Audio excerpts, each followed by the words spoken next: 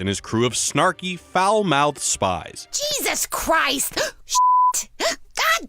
Archer has sustained 8 seasons worth of comedy with the occasional drastic reboot. So what, we form a cartel? Well, how hard could it be? So what makes Archer work? What's its secret sauce? How does watching it feel like a familiar experience even as the show takes absurd leaps that would probably kill off any other show? Archer succeeds by inverting rules, characters, and narrative tropes of the spy genre, while using sound and language gags to build a unique arsenal of humor that explores deeper character psychology. Oh, Clyde! Clyde, is that you? It's me, dear Mrs. J. Edgar Hoover's mother. Welcome to this Wisecrack edition on Archer, and as always, spoilers ahead. It should be no surprise that Archer borrows plenty of thematic elements from James Bond. Duh and or hello. But these gags are more than just a shallow nod to 007. Bond films regularly pit the freewheeling titular stud against the stuffy, boring rule makers, best exemplified by M. To understand why this is important, we have to look at what was going on in America during the meteoric rise of the James Bond series. According to sociologist Thomas Andre, this time period was a crisis of masculinity, in which the male desire for autonomy and independence was displaced by pressure to sell out for a desk job with a 401k, leaving many a man feeling like an alienated but conforming employee of a large corporate bureaucracy. Spy thrillers emerged as the perfect form of escapism, with the character of James Bond exemplifying the ideals of independence, agency, and individualism that were otherwise lacking in the day-to-day life of most American men. Bond's characterization as a chronic rule breaker who relied on his charisma and sheer guts to succeed made him the perfect hero for the time. Unfortunately, the Bond-style secret agent is a complete fiction. Reportedly, after viewing a James Bond film, CIA officers would ask questions like, why wasn't Bond required to prepare an expense report? Throughout the series, Archer takes this question and milks the humor of the unglamorous espionage bureaucracy for all it's worth. Ow! I forgot to spend the balance in my goddamn Flex account! Are you date of employment or... Calendar year! Mindless paperwork occupies a central role on the show, frequently threatening Archer's ability to live his best spy life. You turned in an expense report from Berlin where the German desk says you never checked in. Berlin was... Ditto Buenos Aires? Too busy to check in? Yeah. The show contrasts the fantastical action sequences with the mundaneities of office life to amazing comic effect. You're my beneficiary! You're what? On my company life insurance! Even when Archer does escape the bureaucratic ramifications of his actions, it's only because of his boss mom Mallory's forgiveness. Later in the series, when the agency becomes a private investigation firm, Cyril is the only one eligible for a PI license. As a result, Archer has to suffer the indignity of working for the Figgis agency. While a character like Cyril prospers in the world of espionage bureaucracy, Archer's swashbuckling antics are usually counterproductive. I don't see what could possibly go wrong. And a quick note on Cyril. Whereas some might associate paper pushers like him with emasculated stooges, Cyril is instead addicted to sex Hello, hello, hello. and hypersexualized. I think I need a spanking. Archer is the ultimate James Bond parody, It's all about machismo. exemplifying the qualities he's best known for and then taking them to their logical, unromantic conclusion. Like Bond, Archer is wild and untamed, Hey, killers! using drinking, fighting, womanizing, cars, and guns to affirm his manliness. You want to see who's a big boy? Throughout the decades, Bond films have fetishized the latest, sexiest car. Aston Martin sponsored 12 of the 24 Bond movies, usually offering promotional deals to let fanboys live out their dream of buying a Bond car. On the other hand, Archer's car is a birthday gift from his mother, presented to him as if it's his super sweet 16. Oh my god. Surprise!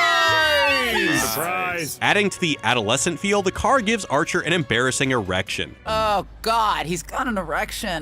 Me too. The show mocks the way that Bond's hyper-masculinity was and still is used to sell products like cars and beer to men who want to embody the same qualities. Dodge Challenger Special Agent Edition, brought to you by Dodge. Thanks, Dodge! Glenn Cooley, for the best of times. Archer's car may be a marker of his manliness, but it's one that's on loan from Mommy, who confiscates it days later. Again, the supposed masculine power of Archer is yanked away by his more powerful mother. James Bond is one of cinema's most famous seductors. Similarly, Archer is hypersexual, constantly hiring sex workers, You owe us 100,000 baht. Right. sleeping with every office mate, Would you please come in this dirty toilet stall and have sex with me? and propositioning every woman with a beating pulse, and some without. Could you close your eyes? I kind of feel like I'm banging taillights on a country road. Of course, while Bond's sexual prowess is legendary, Archer's is less than that. Oh, you finished all right. Yeah, maybe try Wallite? Which, by the way, makes one of us. And while Bond's sex life comes seemingly without physical consequences, Archer frequently comes down with STDs and has to pay for abortions. I have problem. I'll pay for it. Other health effects of the Bondian lifestyle are also taken to a logical extreme. While James Bond is known to enjoy his liquor, Archer's substance use is superhuman. At one point, he literally chugs germicide. His drinking appears to play at least some role in him getting the stereotypically feminine disease of breast cancer. Any history of alcoholism? You know, I mean, I drink socially, but...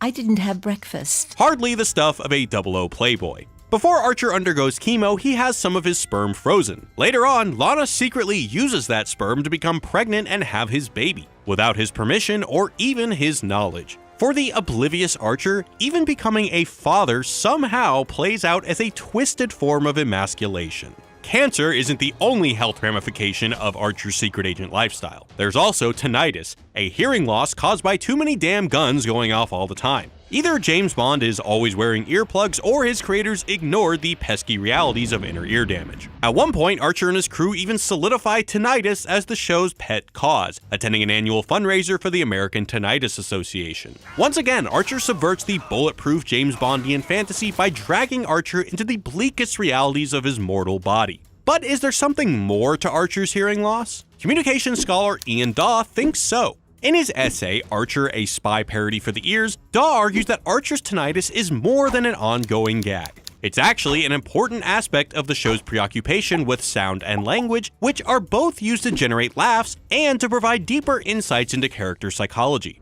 To prove this, Daw conducted a study in which he watched every episode of Archer's 3rd and 4th seasons and counted the number of linguistic or sound-specific references, including language jokes like puns, foreign language references, or loud gunfire followed by the high-pitched ringing of Archer's tinnitus. Daw found that such references occurred on average 10 times per episode in the 3rd season and 11 times in the 4th, which comes out to approximately once every 2 minutes. Just as mundane office politics serve as a humorous contrast to the life-threatening action sequences, the show's language jokes are often employed at the most inopportune moments. You just gotta relax and let it go in your mouth. Oh no. Frightening. Daw takes special interest in one of the show's simplest ongoing gags. Lana? Lana? What? Archer's frequent act of calling out loudly to Lana, even when she is nearby, is more than just a simple annoyance. It's reminiscent of a baby calling out for its mother, which, for Archer, probably never quite gave him the comfort he needed. I don't feel good. What the hell good are you? Essentially, Archer's increasingly louder appeals to Lana signal his inability to control his demand for attention. Eventually, other characters adopt the same gag. Pam? What? Pam? What? Pam! What? Based on the growing frequency of these appeals for attention, Daw says, clearly it is very important in this show for characters to be heard. However, it also seems to be important that they not be heard too quickly by the listener, bringing up themes of power, demand, control, and psychological repression. For instance, take Archer's classic phrasing joke. And don't you want to freshen up after your long ride? Phrasing, mother. This is a classic use of what Freud called double entendre, in which the joke depends quite specially on the sexual meaning, even though the words have an alternative non-sexual meaning. Freud thought that these sorts of jokes were a way to release some of the nervous energy that comes from repressing sexual or aggressive desires. That's particularly significant when Archer's aiming the joke at his mother, for whom he has more than an inkling of an Oedipal complex. The thought of me dead gives you an erection? No, just half of one. But beyond that, when Archer says phrasing, he's essentially choosing to miscommunicate and willfully misinterpreting the speaker's words, thus derailing the conversation. By choosing to only hear the sexual innuendo, Archer often ensures that the person won't be heard at all. Guess I'm a bad listener. The tactic quickly becomes one of Archer's favorite ways of hijacking a conversation. As language tends to do, phrasing spreads as the other characters start adopting it. Ron, thank you for coming so quickly. Phrasing first, boom! In fact, the joke eventually becomes so ubiquitous that it actually circles back and falls out of fashion, like YOLO or on fleek. Archer's anxiety over the plummeting popularity of his favorite joke only confirms how important these attention-grabbing antics are to his identity, the world's image of a perfect man reduced to a man-child. Phrasing isn't the only way to avoid hearing what a character, usually his mother, is really saying. Take the running gag about Archer's voicemail messages, which become increasingly elaborate ruses to trick his mother into thinking she's actually speaking to him. Sterling, listen very... Voicemail. As a result, Mallory has entire conversations with his pre-recorded voice before realizing she's been duped. Here, Archer is taking great pleasure in the power he's able to wield in a conversation with his mother. This voice message gag is Archer's hilarious, if juvenile, means of temporarily reclaiming some power, momentarily undermining Mallory's dominance over him. Do you mind? I'm trying to parent. Just as Archer has trouble bending to the will of ISIS's human resource department, he often finds himself struggling with the rules of language. I learned that flammable and inflammable mean the same thing. Both restraints prevent Archer from living the badass spy narrative he envisions for himself. One such example occurs in the 3-part series Heart of Archness, when Archer has declared himself king of the pirates. He attempts to address his subjects through his translator/slave Noah. Okay, pirates, hey, take a knee. That won't translate. It's like last week when you said, lend me your ears, and they were like, Appa! Damn it. I can't do idioms, sorry. Shut up. Archer attempts to convey his message without these idioms, but quickly finds it impossible. Wow, I never realized how much we rely on idioms. You win this round. Here, Archer chafes against the rules of language, just like he chafes against the rules of bureaucracy. But even when he's not dealing with inconvenient language gaps, Archer still has trouble expressing himself. No, Still got that stammer, huh? While James Bond is well known for his pithy one-liners, Archer is not so gifted. Well, he's certainly left with his tail between his legs. Frequently regretting his failure to come up with the perfect witty line. Wait, I got something for this. Hush puppies. Oh, damn, that's better. Again, Archer parodies Bond by turning his funny offhanded innuendos into a chore in which Archer still comes up short. Commence operation something about I rescue Lana and she begs me to take her back so then Cyril commits suicide. I swear to God I had something for this. At other times, Archer's language isolates him, particularly when he's attempting to connect with others over his favorite obscure cultural references. I would prefer not to. Bartleby the Scrivener? Anybody?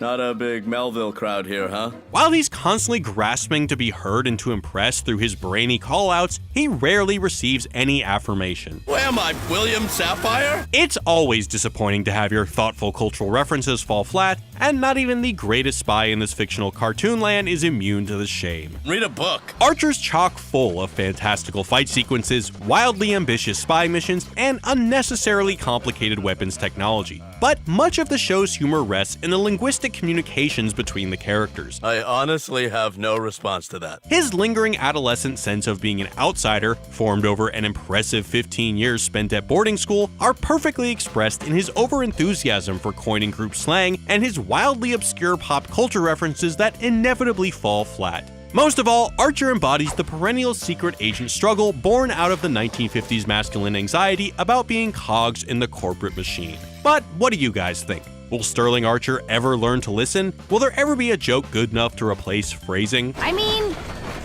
yes? Let us know in the comments. And as always, thanks for watching, guys. Peace.